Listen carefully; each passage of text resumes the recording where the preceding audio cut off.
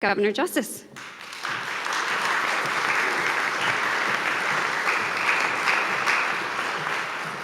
Y'all are going to have to forgive me because, I've got to tell you just this real quick, but, Charlie was talking to me just a second ago about playing basketball against Billy Carbonnet, and I've got a lot of great fond memories of all those times and watching those tremendous athletes.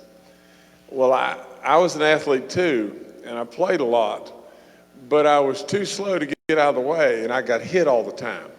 And like right now, I'm on the glide path to have a hip replacement, and I've got 2 bad knees. I need 2 knee replacements as well.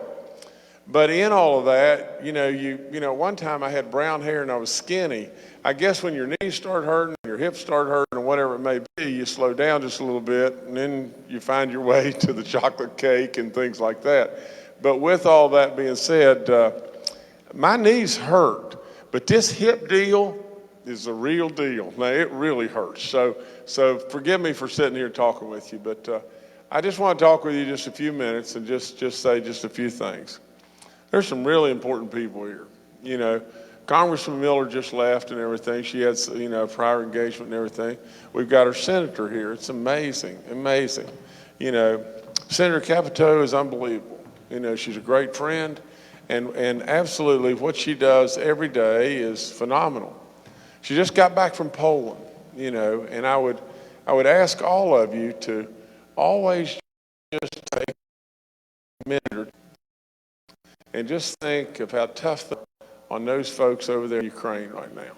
It's unbelievable. It's unbelievable. And I know in your heart you stand right with them, and I do too. And I stand with them, and I said this the other night, and Shelley heard me say this. I stand with them because I truly believe that God stands with them.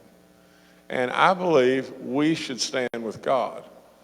And so at the end of the day, I really truly believe, without belaboring into it, we ought to be completely energy independent. And absolutely all of us, every single one of us here, owe a lot of gratitude towards our coal miners. And now the gift that the good Lord just gave us in every way, all of our gas workers, oil workers, and everything else. We all embrace all the alternatives, don't we? We all do. We want the pristine waters and the clean air, and we want every bit of that. But we know today we've been called upon again, with our fossil fuels being kicked every way you can possibly kick them. We've been called on again, like in World War I and II, to save the world maybe. Well, all that being said, in this great building, now you have Charlie and Kay and Doc, and they're about to embark on something that is unbelievable for this area. It is truly amazing. We have our treasurer here, Riley. We have senators, I think, and as well as House members, and we have, our commissioners and everything here. We got a lot of important people here. But it takes somebody to step up like these people are stepping up. It really does. It's amazing how we almost yearn to come home. We really do. West Virginia gave us something so special. It gave us, our love and our roots and all that.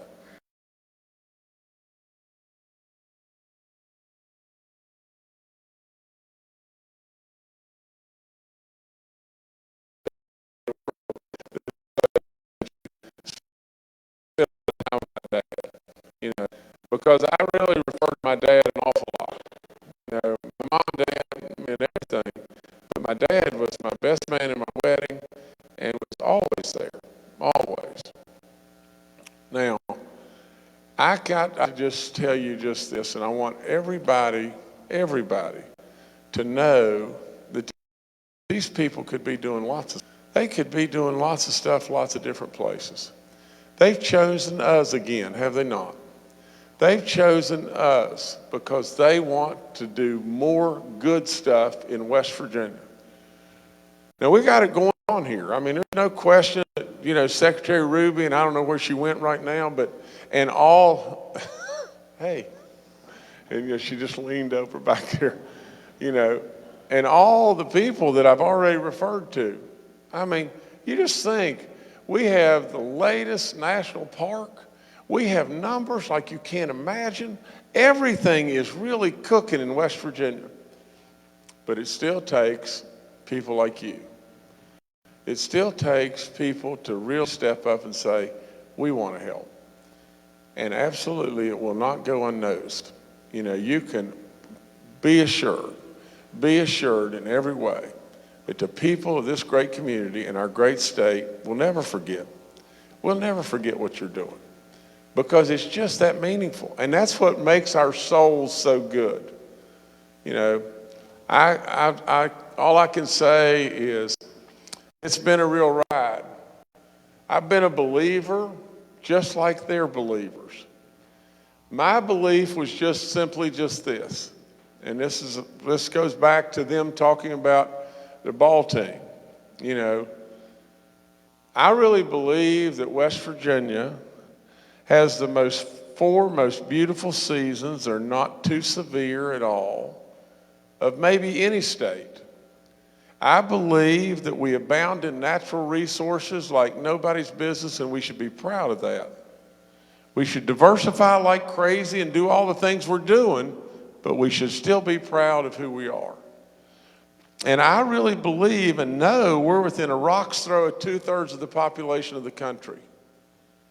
And I know without any question just how good you really are. I know you're craftsmen, you're faith-based, you're really good people. Your family. You know the difference between right and wrong. This world today has gotten to be a place to where it doesn't matter what's right and wrong.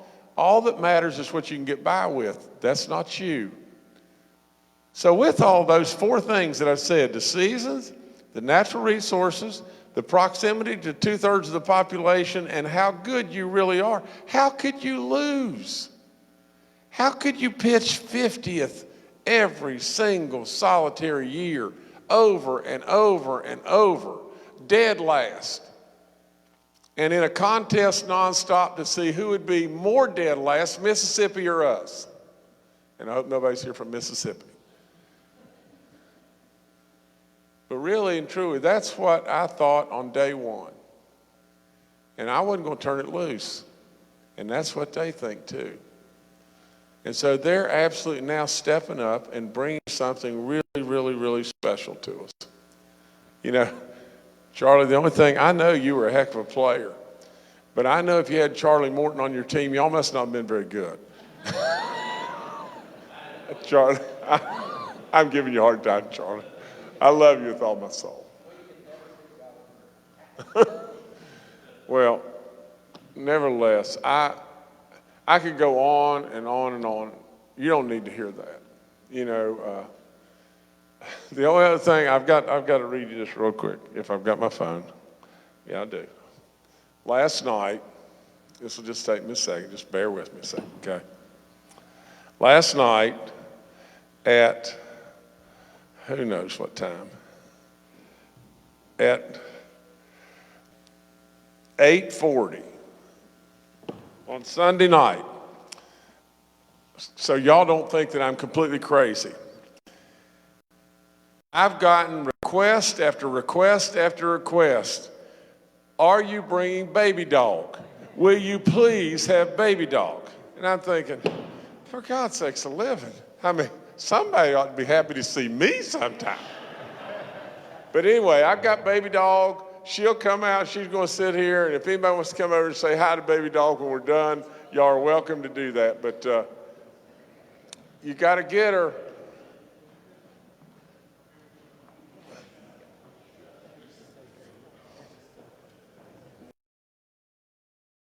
Just turn her loose. Come on, baby. Come on, baby. Take your time. Come on, baby. Baby, come on over here. Come on. Come on, girl. Come on. Baby dog, come here. Come here. Get in your chair. Come on. Get in your chair. Go on. No, no, not this chair.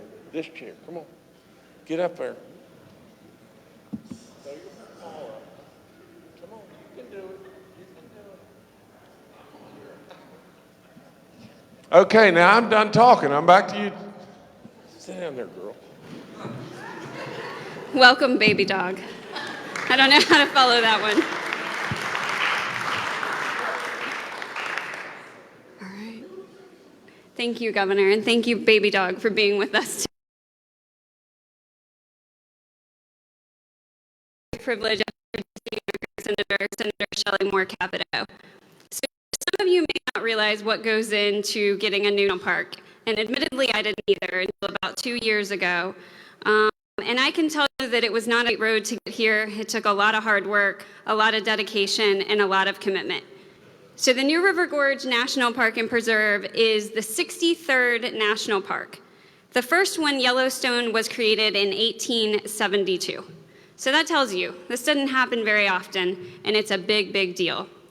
Even in a pandemic, we've seen visitation to this area grow by more than 30%. And what I think is really cool about it is, you all know, this park spans multiple counties. We're seeing growth in every area. It's all across the entire park.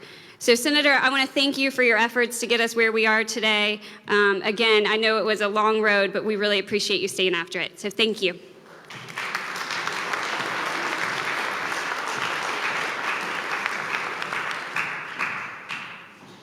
Well, thank you, Chelsea. And thank you, Governor, for the kind words, and thank you, Baby Dog, for getting everybody vaccinated.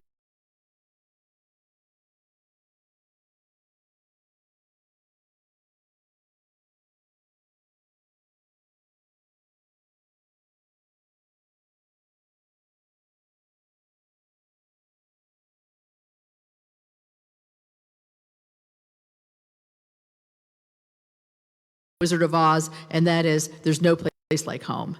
And for them, there's a place like home. The memories that are here, the people that everybody grew up with, and the community love that is still very, very vibrant in Fayetteville and in the region and in Fayette County.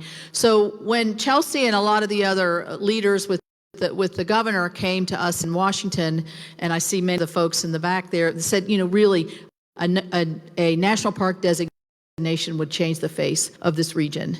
And so we got to work. Senator Manchin and I and Congresswoman Miller carried the bill over on the House side. And Chelsea's, it's not, a lot of people want a national park for obvious reasons now. We see it grows your tourism, it grows your development, it grows the attractiveness to your region. And we were able to push that across the finish line at the end of, not this past year, but the year before. And so it's a great source of pride for me. I'm going to be partial to seeing the pictures of the new River Gorge Bridge, which we know who built that, don't we? Yes. And so just the way it's been capitalized in this region, and the governor's just done incredible work to make sure that every T is crossed and every I is dotted, to make sure that West Virginia, the state and the federal are working together. So I see the park officials here. I thank you for your great work that you do. The last thing I would say is I want to thank Charlie and Kay and the doc and Stephen for investing in our state, for investing in our people. I've met some construction folks who are going to be the beneficiary of a lot of the work here in and around the region. I think this will be a good footprint for lots of other growth. There's a big infrastructure bill out there that we passed bipartisan. I know there's water issues in the county, and there's always transportation issues. So we need to make sure we're all working together to make sure we capitalize on that for the rest of the region. So thanks for the privilege of being here today. It's always great to be with you, Governor. Thank you all very much.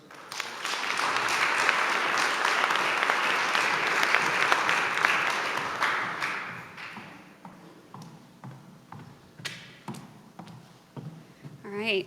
These projects don't happen without a lot at every level, which is right. So excited to see folks here at every level. So next up, I want to introduce to you the County Commission President, Alison Taylor.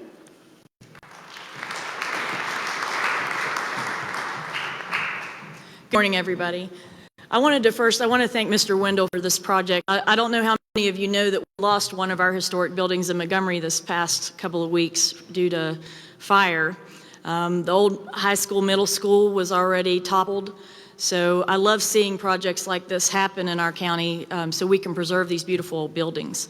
Our commission has been very proactive in trying to budget for the memorial buildings, some of the other buildings we have in town, to make sure we can keep those going.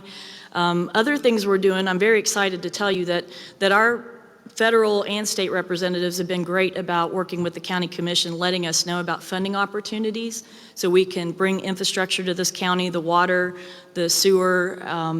We have some major developments. We have an international company from India that's expressed interest in moving here off of Route 60.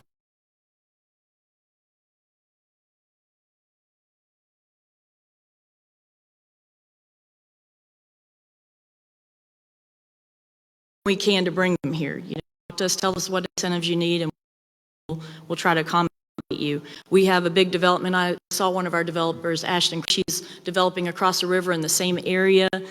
We've got other people, 2 other developers interested in that same area around here, and so all we need is water and sewer to get them going. So I'm really excited that we have had all these infrastructure dollars coming in, and we are working proactively on your behalf to cause the growth. And I know a lot of people are worried about overgrowth. I don't think that can happen, because in 1990 we had a 30% increase in population and we had a great quality of life in this county. We have only 40,000 people here now. We can accommodate the growth and still not turn into an obnoxious place to live. I think our quality of life and our people, as the governor pointed out, are going to keep it small in hometown because that's who we are. I'm one of the kids who had to go away and then come home. I yearned for West Virginia. I yearned for Tudor's and Frank's Pizza in Montgomery. And now I'm back, and I'm really happy to be here working for you. And all you have to do is come to us and let us know what you need. Both at federal level, we're open. State level, we're open. And citizens, of course, you're always welcome to talk to us and let us know what you see and your ideas. So thanks a lot for being here.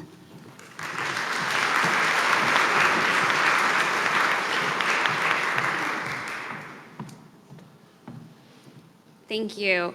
And last but not least, we've got our tourism champion and mayor of Fayetteville, Sharon Crookshanks.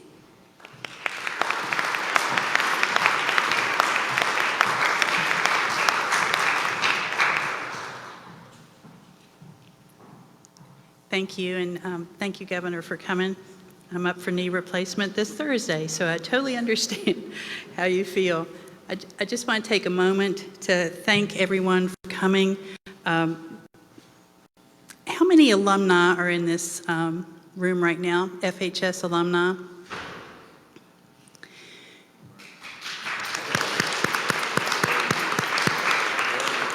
So I love you guys. Thank you so much for coming. As a member of the last class to graduate in 1976, to say I'm thrilled is an